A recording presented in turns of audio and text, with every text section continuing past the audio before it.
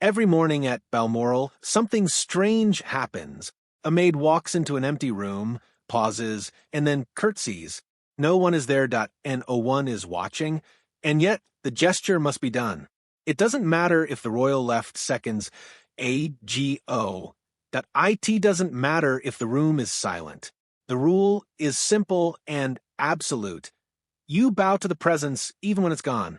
This tradition is over 150 years old, and no one has ever dared to question it. But that's just the beginning. Because behind the postcard beauty of Balmoral Castle, behind the rolling green hills and royal smiles, there exists a hidden world most people will never see. A world where vacuum cleaners are forbidden, where maids scrub carpets on their hands and knees, where some workers put in 18-hour days and are told their loyalty is reward enough. And then there are the secrets, the kind of secrets that don't stay buried forever, the kind that make dozens of staff walk out, overnight. It all began in the summer of 1852. Prince Albert, scanning through listings, came across a rain-soaked advertisement for a Scottish estate. Without making a grand announcement, without even telling Queen Victoria, he quietly purchased it. The price? Around $32,000 at the time, a figure that would translate to millions today. That estate would become Balmoral. Within a few short years, the original house was demolished. In its place rose a granite castle, completed in 1856, solid, imposing, and designed with meticulous care. Prince Albert didn't just approve the plans, he lived them. He sketched the clock tower himself. He positioned windows for the perfect flow of fresh Highland air. He even carved symbols representing each of their 9 children into the structure. Nothing was accidental. The hallways were intentionally narrow, not for space, but for chance encounters. Albert believed that if people crossed paths more often, they would grow closer. Even the sound of the clock tower was carefully chosen. It rang in a soft E-flat tone, so it wouldn't startle the ponies outside. Over time, the estate expanded into something extraordinary.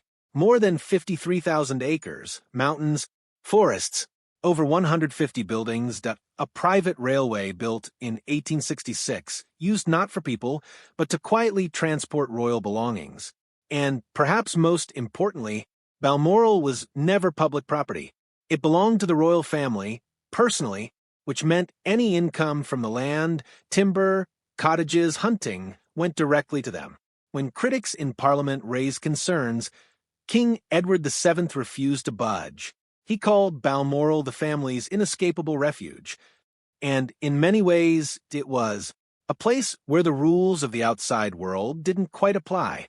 But for the people who worked there, Balmoral was something very different.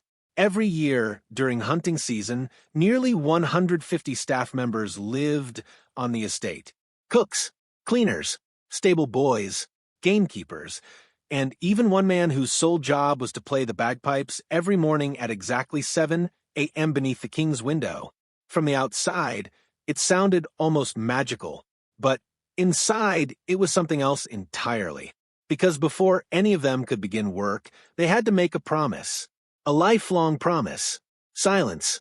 Break it, and your career wouldn't just end, it would disappear. The days were long. For the youngest staff, they began before sunrise.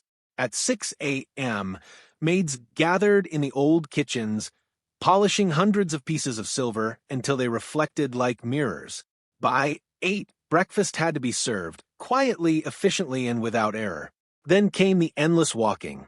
Heavy tea trays carried through cold stone corridors, careful steps taken to avoid waking the royal dogs. By midday, it was time to peel mountains of potatoes. By afternoon, change uniforms and prepare for tea service. By evening, clean mud-covered boots from the day's hunts. And by night, if they were lucky, they reached their attic rooms before exhaustion fully took over. 15-hour shifts were normal. Overtime didn't exist. There was only one line in the staff manual. Loyalty is its own reward.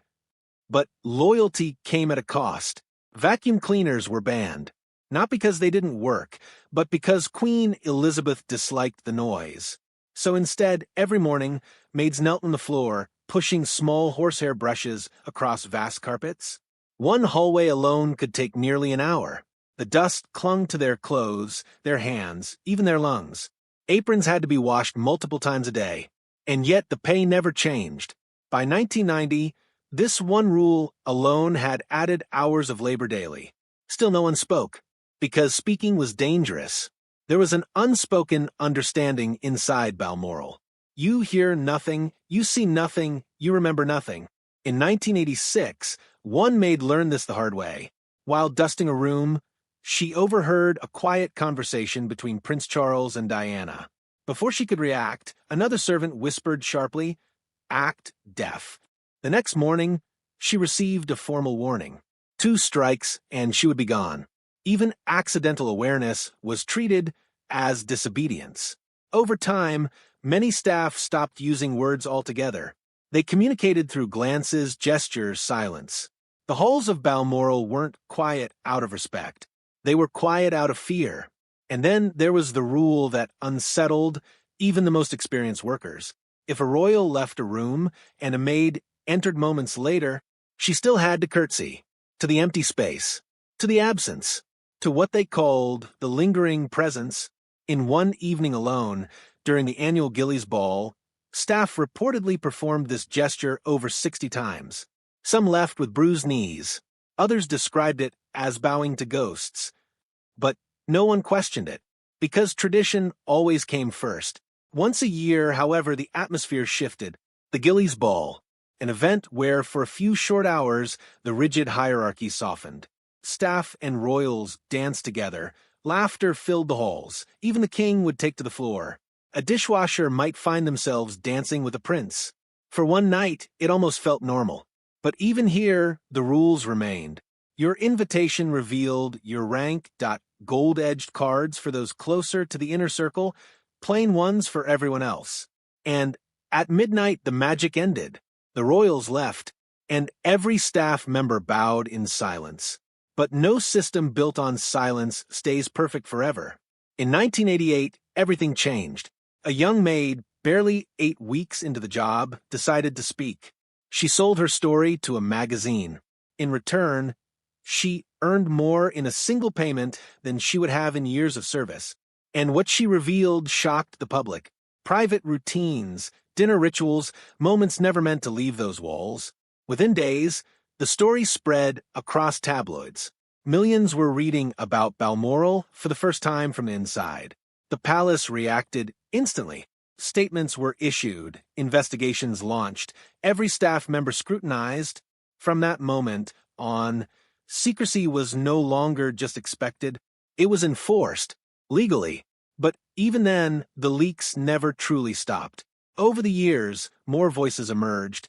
Stories of freezing attic rooms where temperatures dropped near unbearable levels, of workers waking up in damp uniforms, breathing in air so cold it formed frost on the walls, of illness ignored, of complaints punished. Some left quietly, others were forced out, and slowly a pattern began to form. Fast forward to recent years, and the cracks became impossible to ignore. Between 2024 and 2025, something unusual happened across the royal estates. Staff didn't just leave, they walked out together. Gardeners, housekeepers, cleaners. Out of entire teams, only 1 or 2 remained. The work hadn't changed, but expectations had.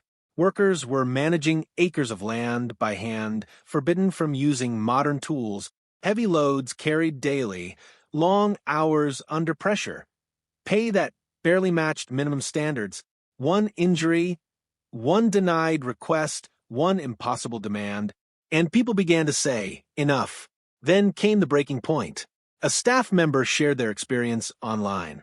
Denied emergency leave while a family member faced surgery. Forced to stay to complete routine tasks. The post spread rapidly. Thousands reacted. And within days, more resignations followed. What had once been hidden behind stone walls was now visible to the world. Even today, Balmoral stands as it always has.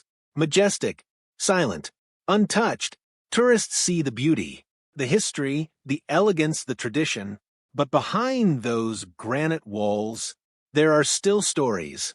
Stories of loyalty tested beyond reason, that of silence demanded at any cost, that of a system that has survived for generations by remaining just out of sight. And perhaps the most unsettling part of all is that many of those rules, those rituals, those expectations still exist, unchanged, unquestioned, and waiting for the next person brave enough to speak.